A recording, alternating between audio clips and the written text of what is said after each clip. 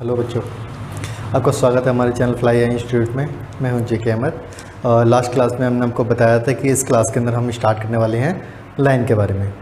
तो लाइन के बारे में जो हम पढ़ेंगे आज बहुत ही डिटेल से पढ़ेंगे, ठीक है। लाइन कितने तरह की होती हैं, कौन कौन सी होती हैं, तो आइए स्टार्ट करते हैं लाइन्स के बारे में। तो सबसे पहले बेटा लाइन जो है दो तरह की होती है, एक होती है इंटरसेक्टिंग लाइन और एक होती है पैरेलल लाइन, ठीक है। अभी इंटरसेक्टिंग लाइन क्या होती है, पैरेलल लाइन क्या होती है? तो बेटा इंटरसेक्टिंग लाइन वो लाइन होती है जब दो लाइनें एक दूसरे को आपस में काटती हैं, दो लाइनें एक दूसरे को आपस में काटती हैं तो वो इंटरसेक्टिंग लाइन कहलाती हैं, ठीक है। तो हम इसकी डेफिनेशन पढ़ लेते हैं, ठीक है बेटा। इसकी डेफिनेशन पढ़ लेते हैं कि डेफिनेशन क्या है। इसकी डेफिनेशन में पहला two lines are intersecting if they have a common point which known as a point of intersecting, यानी कि दो लाइनें जब एक कॉमन पॉइंट पर एक दूसरे को काटती हैं, दो लाइनें जब एक कॉमन पॉइंट पर एक दूसरे को काटती हैं बेटा, तो उसको हम इंटरसेक्टिंग लाइन कहते हैं, ठीक है। पॉइंट क्या होने चाहिए? कॉमन होने चाहिए, और दो लाइन होनी चाहिए, वो एक दूसरे को एक कॉमन पॉइंट पर काटती हैं तो उसे हम इंटरसेक्टिंग लाइन कहते हैं, और उस पॉइंट को हम कहते हैं इंटरसेक्टिंग पॉइंट, ठीक है बेटा। तो आगे बढ़ते हैं बेटा। उसमें लिखा है if two lines intersect each other, if two line intersect each other, यानी अगर दो लाइनें एक दूसरे को काटती हैं, then the vertically opposite angle are equal. ये वर्टिकली अपोजिट एंगल क्या होती है बेटा? वर्टिकली अपोजिट एंगल, ये वर्टिकली अपोजिट एंगल जो होते हैं वो इक्वल होते हैं, ठीक है बेटा। Vertically opposite angle are equal.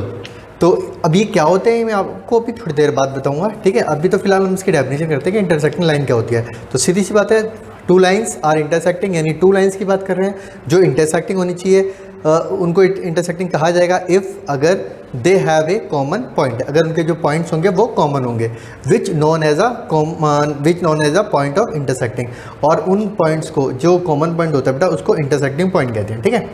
ये थी बेटा हमारे इंटरसेक्टिंग की बात। अब हम पढ़ते हैं पैरेलल लाइन की बात। तो पैरेलल लाइन क्या होती है बेटा? पैरेलल लाइन पढ़ते हैं बेटा if a transversal intersect two parallel line, यानी कि अगर एक ट्रांसवर्सल लाइन जो है दो पैरेलल लाइन को इंटरसेक्ट करती है। अब ये ट्रांसवर्सल लाइन क्या होती है ये भी मैं आपको अभी बताऊंगा, ठीक है। अभी आप सिर्फ डेफिनेशन पढ़िए, फिर मैं इसको आपको डिटेल में बताऊंगा एग्जांपल के साथ, ठीक है। इफ़ ए ट्रांसवर्सल इंटरसेक्ट, अगर एक ट्रांसवर्सल इंटरसेक्ट करती है दो पैरेलल लाइन को, और देन तो क्या होता है each pair of corresponding angle. अभी कोरोस्पॉन्डिंग एंगल क्या होते हैं बेटा? ये कोरोस्पॉन्डिंग एंगल, इनके पेयर्स होते हैं कोरोस्पॉन्डिंग एंगल के, ये भी मैं आपको बताऊंगा अभी इसी वीडियो में आगे कि ये क्या होते हैं। तो उनके जो पेयर्स होते हैं कोरोस्पॉन्डिंग एंगल के वो क्या होते हैं बेटा? इक्वल होते हैं, ठीक है। दूसरा, each pair of alternate interior angle, यानी जो ऑल्टरनेट इंटीरियर एंगल के जो पेयर होते हैं वो भी क्या होते हैं? इक्वल होते हैं, ठीक है बेटा। तो ऑल्टरनेट इंटीरियर एंगल, इनके भी जो पेयर होते हैं वो इक्वल होते हैं। बात करते हैं आगे। तो बेटा ईच ऑल्टरनेट एक्सटीरियर एंगल, अब ये एक्सटीरियर एंगल क्या होता है? ये तो था बेटा इंटीरियर एंगल, ये है एक्सटीरियर एंगल। तो एक्सटीरियर एंगल क्या होता है ये भी मैं आपको अभी इसी वीडियो में आगे बताऊंगा, ठीक है।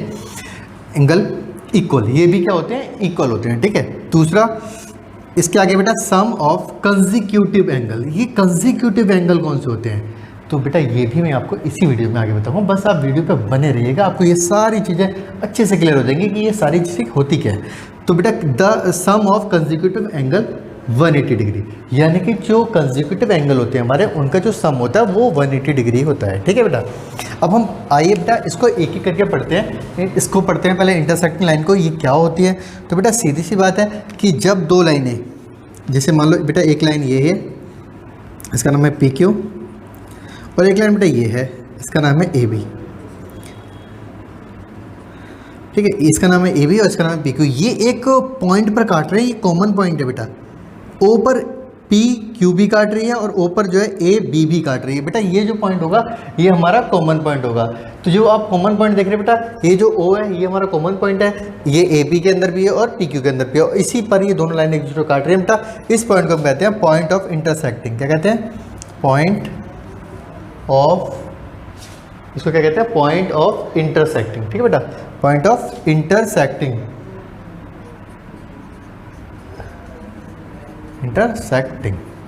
ठीक है बेटा, इसको हम कहते हैं point of intersecting.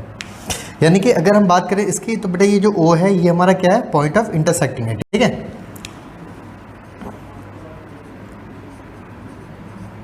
Point of intersecting.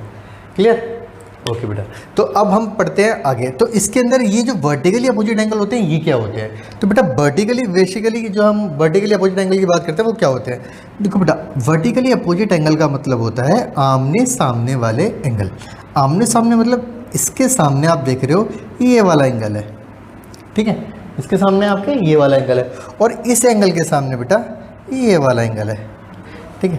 यानी कि ये जो पॉइंट है, इस पॉइंट के इधर ये जो एंगल बन रहा है दो लाइन के बीच में, ये इधर वाले एंगल के इक्वल होगा, ठीक है बेटा। और जो इधर वाला जो एंगल बन रहा है इसके सामने ये वाला एंगल है, ये इसके इक्वल होगा। तो यही होते हैं बेटा वर्टिकली अपोजिट एंगल। और यानी ये वाला एंगल वर्टिकली अपोजिट एंगल है, और ये दोनों एक दूसरे के इक्वल है। इसी तरह से बेटा ये वाला एंगल जो है ये भी वर्टिकली अपोजिट एंगल है, और ये भी एक दूसरे के इक्वल है, ठीक है बेटा। तो इसके अंदर यही होता है कि जो वर्टिकली अपोजिट एंगल होते हैं हमारे वो इक्वल होते हैं, ठीक है बेटा। अब हम पढ़ते हैं पैरेलल लाइन के बारे में। तो आइए इसको साफ करके पैरेलल लाइन के बारे में पढ़ते हैं। तो बेटा पैरेलल लाइन के बारे में पढ़ते हैं, ठीक है। पैरेलल लाइन, देखिए बेटा पैरेलल लाइन, तो पैरेलल लाइन क्या होती है बेटा? जब दो लाइनें, इस तरह की दो लाइनें जो रेल की पटरी की तरह होती हैं, यानी जिनके बीच में जो डिफरेंस होता है वो इस पॉइंट पर भी और इस पॉइंट पर भी इक्वल होता है। यानी यहाँ पर जितना इनके बीच में डिस्टेंस है उतना ही डिस्टेंस यहाँ पर हो, उतना ही डिस्टेंस यहाँ हो, उतना ही डिस्टेंस बेटा यहाँ पर हो, ठीक है। यानी यहाँ पर जो डिस्टेंस है, यहाँ पर जो डिस्टेंस है और यहाँ पर जो डिस्टेंस है, ये डिस्टेंस इक्वल होना चाहिए। ये रेल की पटरी की तरह होनी चाहिए, जिसको अगर मैं आगे कितना भी लंबा कर दूँ ये कभी भी एक दूसरे के साथ इंटरसेक्ट नहीं करेंगे, ठीक है। इसको पीछे में कितना भी लंबा खींच दूँ ये आपस में एक दूसरे को नहीं काटेंगी, ना एक दूसरे को छुएंगी, ठीक है। अगर दो लाइनें, जैसे मान लो बेटा ये लाइन है, ये लाइनें अभी तो दूर हैं एक दूसरे से, ठीक है। लेकिन अगर मैं इसको आगे और खींचता हूँ, इसको भी आगे खींचता हूँ, तो बेटा एक ऐसा पॉइंट आएगा जहाँ पर ये दोनों एक दूसरे को काट देंगे। तो इसका मतलब ये इंटरसेक्टिंग लाइन है, पैरेलल लाइन नहीं है, और ये हमारी पैरेलल लाइन है जो एक दूसरे को आगे कितना भी लंबा इनको ले जाओ लेकिन ये एक दूसरे को नहीं काटते हैं, ठीक है बेटा। तो अभी हम आगे बढ़ते हैं पैरेलल लाइन के बारे में। बेटा अब सवाल ये उठता है ट्रांसवर्सल। मैंने अभी थोड़ी देर पहले आपसे कहा था ट्रांसवर्सल मैं आपको बताऊंगा। तो बेटा ट्रांसवर्सल क्या होती है? तो जैसे बेटा एक लाइन है, इसका नाम है ए और ए बी, और दूसरी है ये, इसका नाम है पी क्यू, ठीक है। ये ए बी और पी क्यू ये दो हमारी लाइनें हैं जो एक दूसरे से बराबर दूरी पर है, यानी इक्वल डिस्टेंस पर है। अब बात करते हैं बेटा अगर कोई लाइन इन दोनों को काटती है, इन दोनों को काटती है, ध्यान देखना बेटा, एक लाइन इन दोनों लाइनों को काट रही है बेटा, इस लाइन को हम कहते हैं ट्रांसवर्सल, ठीक है। क्या कहते हैं इसको? ट्रांसवर्सल, ठीक है। इसको कहते हैं हम ट्रांसवर्सल, इसको हम ट्रांसवर्सल लाइन कहते हैं, ठीक है। जैसे इसका नाम हमने रख दिया सी डी, ठीक है। एक सी डी जो होगी बेटा ये हमारी ट्रांसवर्सल लाइन होगी। क्यों होगी बेटा? ये ट्रांसवर्सल लाइन इसलिए हो गई क्योंकि ये दो पैरेलल लाइनों को काट रही है। तो अगर एक लाइन दो पैरेलल लाइनों को काटती है बेटा तो उसको हम कहते हैं ट्रांसवर्सल लाइन, ठीक है बेटा। तो ट्रांसवर्सल लाइन क्या होती है आपको क्लियर हो गया होगा, ठीक है बेटा। अब आगे बढ़ते हैं। मैंने आपको बताया था थोड़ी देर पहले कि एक होते हैं कि पेयर ऑफ कोरोस्पोंडिंग एंगल जो होता है वो इक्वल होता है। अब बात करते हैं कोरोस्पोंडिंग एंगल की बेटा। कोरोस्पोंडिंग एंगल होते क्या है? तो कोरोस्पोंडिंग एंगल की हम बात करते हैं बेटा। कोरोस्पोंडिंग एंगल क्या होते हैं ये आप जानने के लिए इधर देखिए। पहली बात, कोरोस्पोंडिंग एंगल क्या होते हैं बेटा? कोरोस्पोंडिंग एंगल होते हैं ये जो ट्रांसवर्सल लाइन है ना हमारी, इसके एक तरफ के, चाहे इधर वाली तरफ ले लो या इधर वाली, यानी एक साइड के, चाहे इस तरफ की साइड ले लो चाहे इस तरफ के, ऊपर नीचे के, यानी ये ऊपर का हो गया और ये नीचे का हो गया, ये एंगल बेटा ये इक्वल होते हैं क्योंकि ये पेयर बनता है हमारा, ठीक है। ये क्या है हमारा? एक पेयर है और ये दोनों जो है वो इक्वल होते हैं। तो बेटा पेयर ऑफ एंगल इक्वल होता है। तो बेटा एक ऊपर का एंगल और एक नीचे का एंगल एक ही तरफ का जो होता है वो इक्वल होता है क्योंकि ये कोरोस्पोंडिंग एंगल होते हैं। इसी तरह से बेटा अगर मैं इस तरफ की बात करूं तो इस तरफ बेटा ये वाला एंगल और ये वाला एंगल ये दोनों भी कोरोस्पोंडिंग एंगल होंगे क्योंकि ये दोनों भी इक्वल होंगे, ये भी एक तरफ बन रहे हैं, एक ऊपर एक नीचे। इसी तरह से बेटा अगर मैं इधर वाली तरफ लूँ और नीचे वाले एंगल की बात करूँ बेटा तो एक एंगल ये नीचे का है तो फिर एक इधर का भी होना चाहिए बेटा, एक ये रहा। तो ये दोनों एंगल भी बेटा एक दूसरे के इक्वल होंगे क्योंकि ये भी क्या है? कोरोस्पोंडिंग एंगल, ठीक है। इसी तरह से बेटा ये वाला एंगल की मैं बात करूँ, इस वाले एंगल की, ये वाला बेटा किसका इक्वल होगा? ये इस वाले के इक्वल होगा, ठीक है, क्योंकि ये कौन सा एंगल है? Corresponding angle. तो मैं इनको नाम देता हूँ ताकि आप कंफ्यूज ना हो, ठीक है। तो मैंने इसका नाम रख दिया, इसका नाम रख दिया 1 बेटा, ये हो गया हमारा 1, ये हो गया 2, ये हो गया 3, ये हो गया 4, ये हो गया 5 और ये हो गया 6 और ये हो गया हमारा 7 और ये हो गया 8। तो अगर मैं बात करूँ कि एंगल 1 बेटा किसके बराबर है, तो ये वाला एंगल 1 है, तो बेटा ये बराबर है एंगल 5 के, ठीक है। तो बेटा ये इक्वल होगा एंगल 5 के। ये तो हो गया सिंगल पेयर, यानी एक पेयर ये हो गया। दूसरे की बात करते हैं बेटा, ये वाला एंगल इस वाले के बराबर है, ठीक है, ये दोनों एंगल एक दूसरे के बराबर है। तो बेटा एंगल 2 जो है वो बराबर है एंगल 6 के, तो ये दूसरा पेयर हो गया हमारा। इसी तरह बेटा जो ये वाला एंगल है एंगल 3, ये किसके बराबर है, एंगल 7 के। तो बेटा एंगल 3 बराबर है एंगल 7 के, ये थर्ड हमारा पेयर हो गया। और एक बेटा ये वाला एंगल जो है एंगल 4, ये बराबर है एंगल 8 के, तो एंगल 4 बराबर है एंगल 8 के। ये सारे जो पेयर हैं वो एक दूसरे के इक्वल होते हैं, यानी ये दोनों इक्वल हैं, ये दोनों भी इक्वल हैं, और ये दोनों भी इक्वल हैं, और ये दोनों भी इक्वल हैं। यही होते हैं बेटा कोरस्पॉन्डिंग एंगल। अगर आपको कन्फ्यूजन हो तो अब ये कन्फ्यूजन आपके दिमाग से दूर हो जानी चाहिए कि कोरस्पॉन्डिंग एंगल क्या होते हैं, ठीक है बेटा। अब हम पढ़ते हैं अगला। आगे मैंने आपको बताया था बेटा, एक होता है alternate interior angle, alternate interior angle. अब ये क्या होते हैं बेटा, ऑल्टरनेट इंटीरियर एंगल। तो बेटा ऑल्टरनेट इंटीरियर एंगल, देखो बात हो रही है इंटीरियर की, तो इंटीरियर का मतलब होता है अंदर की तरफ, ठीक है बेटा। इंटीरियर की जब हम बात करते हैं तो इंटीरियर का मतलब होता है अंदर की तरफ। तो यहाँ पे इंटीरियर की बात हो रही है, तो इसका मतलब ये जो बात हो रही है ये अंदर की तरफ की बात हो रही है। अब ये अंदर की तरफ क्या है, तो बेटा जान लेते हैं। देखिए ये दो लाइनें एक दूसरे के पैरेलल हैं, ठीक है, इनके कोई भी नाम दे दो।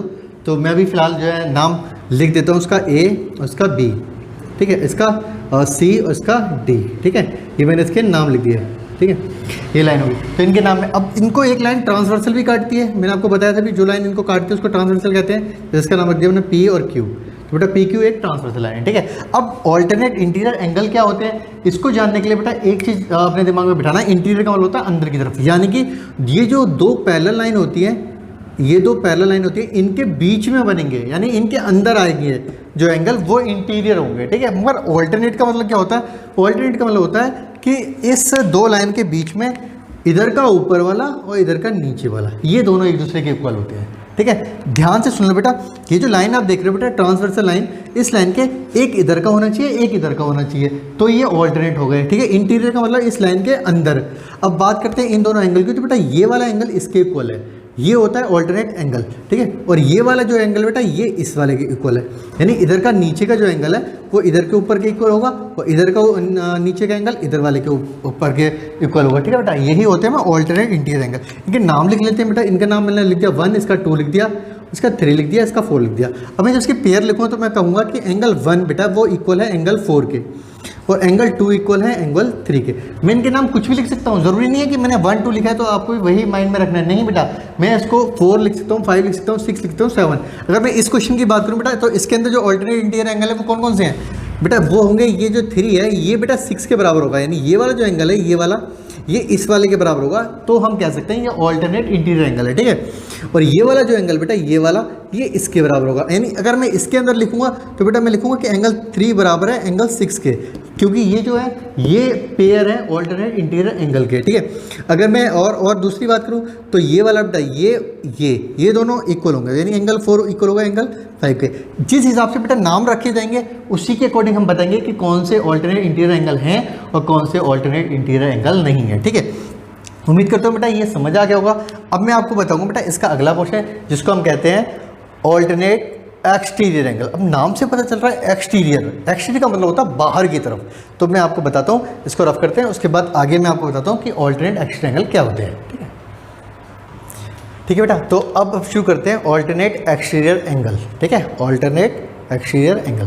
तो बेटा क्या होते हैं ऑल्टरनेट एक्सटीरियर एंगल, देखो बेटा मैंने दो पैरेलल लाइन खींच दी है, ये दो पैरेलल लाइन है और एक ये ट्रांसवर्सल है, ये तो आपको समझ आ गया होगा कि ये दो पैरेलल लाइन होती है और ये ट्रांसवर्सल होती है। अब इसके अंदर ऑल्टरनेट एक्सटीरियर एंगल कौन से होते हैं, तो बेटा एक्सटीरियर का मतलब होता है बाहर की तरफ, यानी कि ये जो दो पैरेलल लाइन है इसके बाहर मतलब ऊपर की तरफ और एक नीचे की तरफ, यानी ये दो पैरेलल लाइन होंगी, ये जो पैरेलल लाइन है इनसे एक तो इधर बनेंगे और एक इधर बनेगा। इसका मतलब क्या है, इसका मतलब इस लाइन के ऊपर की तरफ इधर वाला और इस लाइन के नीचे की तरफ इधर वाला, ये होते हैं बेटा ऑल्टरनेट एक्सटीरियर एंगल, ठीक है। ऑल्टरनेट एक्सटीरियर का मतलब होता है इसके ऊपर वाला और इसके नीचे वाला, ये हमारे ऑल्टरनेट एक्सटीरियर एंगल होते हैं। इसी तरह से बेटा इधर की बात करें तो इधर वाला जो एंगल है ये किसके बराबर होगा, ये वाला जो एंगल है बेटा ये किसके बराबर होगा, ये इधर वाले एंगल के बराबर होगा, इधर वाले के, ठीक है। यही होता है बेटा ऑल्टरनेट एक्सटीरियर एंगल। अब बात करते हैं आगे, तो इनके नाम में क्या रखूँ, तो बेटा कुछ भी रख सकते हो, कोई इशू नहीं है ऐसा। बस ये माइंड में रखना है आपको कि जो एंगल 1 है, ये एंगल 1 है बेटा, ये किसके इक्वल होना चाहिए, ये एंगल 4 के, यानी इधर वाला एंगल इधर वाले के बराबर होना चाहिए। तो मैं जब इसके पेयर्स लिखूंगा तो लिखूंगा एंगल 1 इक्वल टू है एंगल 4, ठीक है। इसी तरह से बेटा जब मैं इसको इसके इक्वल बताऊंगा तो इसको लिखूंगा एंगल 2 इक्वल टू एंगल 3, तो एंगल 2 जो है वो इक्वल है एंगल 3 के। बस यही दो पेयर से बेटा जो है ऑल्टरनेट एक्स्ट्रा एंगल के ये दो पेयर्स होते हैं जो एक दूसरे के इक्वल होते हैं, ठीक है। अब बात करते हैं बेटा अगला, मैंने आपको बताया था थोड़ी देर पहले कंसेक्यूटिव एंगल। कंसेक्यूटिव एंगल क्या होते हैं, ये जो कंसेक्यूटिव एंगल होते हैं ये 180 डिग्री के होते हैं। बट ये होते क्या है, हमें तो ये समझना है ना कि होते क्या है कंसेक्यूटिव एंगल। तो बेटा सबसे पहले मैं आपको वही दो पैरेलल लाइन बना के दिखाता हूँ। ये दो पैरेलल लाइन होगी बेटा, ठीक है, इसका नाम हो गया ए, ये हो गया बी, ये हो गया सी और ये हो गया डी, ठीक है। और इसका नाम रख दिया मैंने बेटा पी, उसका नाम रख दिया क्यू। तो ये हमारा दो पैरेलल लाइन और एक ट्रांसवर्सल का पूरा जो है वो डायग्राम हो गया। तो अब हम बेटा इसके अंदर बताएंगे कि कंसेक्यूटिव एंगल क्या होते हैं। मैंने कहा कंसेक्यूटिव एंगल होते हैं, ये एक लाइन देख बेटा, ये एक लाइन, इस लाइन के अंदर जो इधर वाला एंगल है बेटा ये प्लस ये होते हैं कंसेक्यूटिव, ठीक है। यानी इधर वाला एंगल इसी लाइन के और इसी लाइन के नीचे वाला एंगल ये हमारे कंसेक्यूटिव हो गए, और इधर वाला एंगल बेटा और इधर वाला एंगल ये भी कंसेक्यूटिव हो गए। इसका मतलब क्या है, मैंने आपको कहा कि sum of consecutive angle is equal to 180 degree. मैंने आपको क्या लिखा था, sum of consecutive angle equal to 180 degree. ये 180 डिग्री होते हैं, ठीक है बेटा। इनको हम सप्लीमेंट्री एंगल भी कहते हैं। क्यों कहते हैं, क्योंकि ये 180 डिग्री के होते हैं, और जो 180 डिग्री होता है वो क्या होता है, सप्लीमेंट्री एंगल। क्योंकि यहाँ पे पेयर्स की बात कर रहे हैं ना, जोड़े की बात कर रहे हैं, यानी दो एंगल को प्लस करके 180 डिग्री आ रहा है। तो सप्लीमेंट्री एंगल कौन से होते हैं, सप्लीमेंट्री एंगल वो एंगल होते हैं बेटा जब दो एंगलों का जो सम होता है या दो एंगलों को जब हम प्लस करते हैं तो 180 डिग्री आता है, वही हमारे कौन से होते हैं, सप्लीमेंट्री एंगल होते हैं। तो यहाँ पर एंगल 1 2 3 4, तो बेटा सप्लीमेंट्री एंगल जब मैं लिखूंगा या कंसेक्यूटिव एंगल लिखूंगा तो मैं लिखूंगा एंगल 1 प्लस, यहाँ पे प्लस का निशान लगाऊंगा क्योंकि मैंने कहा सम का मतलब होता है कि जोड़कर, यानी प्लस करके। तो बेटा एंगल 1 और एंगल 3, ये जो एंगल 3 इन दोनों को जोड़कर 180 डिग्री आना चाहिए। ये होता है बेटा sum of consecutive angle is equal to 180 degree. यानी कि पैरेलल लाइन के एक तरफ के ऊपर नीचे के जो एंगल होते हैं उनका जब आप सम करोगे तो 180 डिग्री आना चाहिए। इसी तरह से बेटा इसको भी लिखेंगे angle 2 plus angle 4 is equal to 180 degree. ये कैसे काम आता है हमारे बेटा, ये हमें ऐसे काम आता है कि जब मान लो एंगल 1 हमारा जो है वो 70 डिग्री है, तो बेटा एंगल 3 कितना होगा, ये इस केस में काम आएगा। अब एंगल 3 कितना होगा बेटा, एंगल 3 होगा हमारा कितना 110 डिग्री। 110 क्यों होगा 110 बेटा, इसलिए 110 होगा क्योंकि इन दोनों का सम 180 डिग्री होता है, ठीक है बेटा। बस यही थे बेटा हमारे पैरेलल लाइन और क्या कहते हैं इंटरसेक्टिंग लाइन का एक छोटा सा कंसेप्ट जो काफ़ी सारे बच्चों को परेशान करता है, उनको क्लियर नहीं होता। हाँ, अगर आपको इसके क्वेश्चन नहीं आते समझ में, क्वेश्चन करना चाहते हो, क्वेश्चन सीखना चाहते हो, तो आप वीडियो को लाइक करें और कमेंट्स के अंदर जो है मुझसे सवाल कर सकते हैं, मुझसे पूछ सकते हैं। आप कोई भी क्वेश्चन आपके इस तरह के आप मेरे से कमेंट में पूछ सकते हैं। हाँ, कमेंट जरूर कीजिएगा बेटा, क्योंकि मैंने देखा है कई बच्चे जो है बिल्कुल कमेंट नहीं करते वीडियो देखने के बाद। लेकिन मैं आपसे उम्मीद करता हूँ कि आप जो है अगर आपको वीडियो अच्छी लगी हो तो आप बेटा चैनल को सब्सक्राइब जरूर करें, वीडियो को लाइक करें और कमेंट करें। अगर आपको वीडियो में कोई कमी लगती है या आपको लगता है कि मैं इसमें कुछ और इम्प्रूव कर सकता हूँ, या आपको लगता है कि भाई इसके अंदर थोड़ी बहुत कमी ये कमी रह गई है और आप चाहते हो कि इसको थोड़ा इम्प्रूव किया जाए, आप मुझे सजेशन दे सकते हो। आप कमेंट्स में मुझे सजेशन दे सकते हो, मैं आपके सजेशन को पढ़ूंगा और उसके हिसाब से मैं कोशिश करूंगा और बेहतर करने की, ठीक है बेटा। अगर आपको कुछ क्वेश्चन पूछना हो तो आप ज़रूर कमेंट्स करें, वीडियो को लाइक करें, ठीक है। और इसी तरह बने रहें हमारे साथ, हमारे चैनल के साथ। और आपको बेटा इस चैनल के ऊपर आपको जो है कुछ जनरल नॉलेज की वीडियो भी मिलेंगी, ठीक है, जिन्हें आप ज़रूर देखें। और जो सिलेबस है आपका उसकी वीडियो तो आपको मिलती रहेंगी। अब मैं जो है क्लास वाइज वीडियो बनाऊँगा ताकि आपको जो है सही तरीके से आपके क्लास के हिसाब से आप वीडियो को देखो और उसको पसंद करो और चीज़ों को सीखो, ठीक है बेटा। मिलते हैं आपसे अगली वीडियो में, तब तक के लिए bye bye, see you, Tata.